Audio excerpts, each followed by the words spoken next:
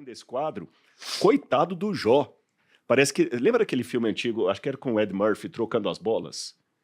Que eram dois empresários que apostavam se um camarada da periferia podia Sim. mudar de vida, porque ele estava lá no topo, e o do topo caía. Eles ferraram com a Hum. vida do CEO lá e trouxeram o cara para cima, ferraram com a vida dos dois, e depois a aposta dos caras era de $1. Poxa, será que é isso que nós somos? Uma aposta entre o capricho de um Deus com o diabo? Vamos por etapas, então, para resolver isso. Quando você leu, num dia em que os filhos de Deus vieram apresentar-se perante o Senhor, veio também Satanás entre eles. Quando a gente lê isso aqui em hebraico, eu já começo a ver alguma coisa interessante. Primeiro, a palavra veio também. Normalmente, em hebraico, você usa uma partícula chamada vav, vav conjuntivo, para colocar coisas juntas. Você está entendendo? Por exemplo, se eu falo o homem e o cavalo, raiz, sus, rasus, o homem e o cavalo. Pronto, tranquilo. Os homens e os cavalos. Raishim, rashushim. Pronto. Aqui não está esse vav, está gam, que eles traduziram por também.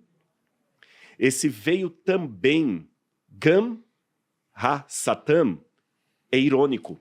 Por isso que o São Jerônimo, que eu estava falando com você antes de a gente começar aqui, né?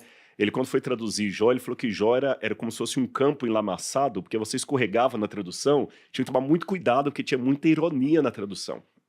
Esse veio também é uma coisa irônica, era aquele cara que não era para estar ali. Sabe, imagina assim, já que muita gente que acompanha aí o PrimoCast são pessoas que gostam de investimento, de empresa, de linguagem empresarial, então vou dar esse exemplo. Você teve um sócio que ferrou você na empresa, quebrou você, colocou o seu nome sujo na praça, você caiu, quebrou. Depois que você, com muita dificuldade, reergueu tudo e vai reinaugurar a sua empresa, a sua vida, o sujeito aparece lá no meio dos convidados no coquetel de inauguração. Aí você comenta comigo, eu pergunto, aí, como é que foi lá, Tiago? Foi todo mundo, fulano. Você acredita que o ciclano também estava lá? É irônico, Sim. não era para estar. Então, o primeiro ponto da frase é isso. O diabo foi ao céu, mas não era para ele estar lá. Aí eu já vou deixar uma pergunta em suspense. Se não era para ele estar lá, por que ele estava? Por que Deus não impediu? Segura essa pergunta. A segunda coisa que chama atenção é que ele é chamado de Satam. A palavra Satam, em hebraico, aqui está com uma letra maiúscula na minha Bíblia, mas isso é um erro de tradução. Por quê? É lógico, haverá momentos em que o dito cujo, o carcará sanguinolento, como eles falam, será chamado de Satanás, como apelido. Mas, originalmente, a palavra Satam significa advogado de acusação, um promotor. E como é que eu sei que aqui está como advogado de acusação e não como nome próprio? Porque em hebraico você não usa artigo antes de nome próprio. Você entendeu? Eu não posso falar assim, o Rodrigo. Isso funciona em português, em hebraico não. Você não usa o Rodrigo, é Rodrigo. E é óbvio, né? Porque já é um nome próprio, não precisa de colocar artigo. Então, como no hebraico está no artigo gam, Satã, veio também o Satanás. Então, gramaticalmente, ali não está falando de um apelido, de um título, de um nome, mas de uma função. Ele chegou como advogado de acusação. Acusando quem de quê? Agora, olha que interessante. Aqui no Ocidente, no século XXI, se alguém apronta com você, você vai contratar um advogado para te defender. Não é assim que funcionava o direito do Antigo Oriente Médio da época do Bronze, quando eu cito o Jó. Sabe como é que funcionava? Não tinha o papel do advogado como profissional do direito. Isso é uma coisa que vai vir dos tempos greco-romanos. Como é que funcionava? Vamos supor que o meu sócio roubou de mim e eu tenho uma demanda contra ele. Eu vou até o ancião da cidade e falo o seguinte, olha, o fulano de tal, ele pegou várias vacas, não me pagou, me deixou no prejuízo.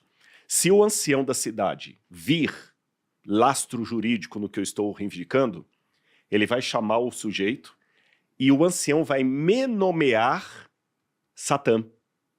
Olha que curioso. O Satã, o advogado de acusação, é a própria pessoa que se sente lesada. Não é um profissional que você contrata, mas é você mesmo que, diante do juiz, acusa o outro. Você recebe o título de Satã. E quem faz o papel de advogado de defesa é o próprio juiz, que ele vai falar assim, não, o fulano realmente ele está te devendo 10 vacas, ele vai te pagar por 10 vacas, não por 20 vacas, tá certo? Ou não, ele é inocente. O juiz é o advogado de defesa e o advogado de acusação é a própria pessoa lesada. Então, se Satanás apareceu ali no céu, onde ele não deveria estar, como advogado de acusação, então quem que é o acusado? A resposta a essa pergunta vem no diálogo cabuloso entre Deus e ele. Deus pergunta assim, de onde vens? Mia e Tavô. De onde você vem? Que é uma ironia. Cadê sua credencial? Quem te convidou para estar aqui? Com que autoridade você está aqui? E a resposta que ele dá de rodear e passear pela terra, de perambular, um dia desse estava até conversando com um amigo meu que é hebraísta, ele falou, eu acho que esse perambular é que o diabo estava realmente à toa. Eu tenho uma visão um pouquinho diferente. No livro do Gênesis, você tem uma frase análoga quando diz que Deus passeava pelo jardim na viração do dia. Tanto é que algumas traduções da Bíblia trazem assim, de rodear a terra e passear por ela. Não perambular, passear por ela. Deus também passeava pelo jardim quando Adão e Eva comeram do fruto proibido. Passear. Davi passeava pelo seu palácio à noite quando ele viu Betseba tomando banho e foi lá e pegou a mulher do cara. O que significa esse passear? Não é um passear porque você vai à Disney.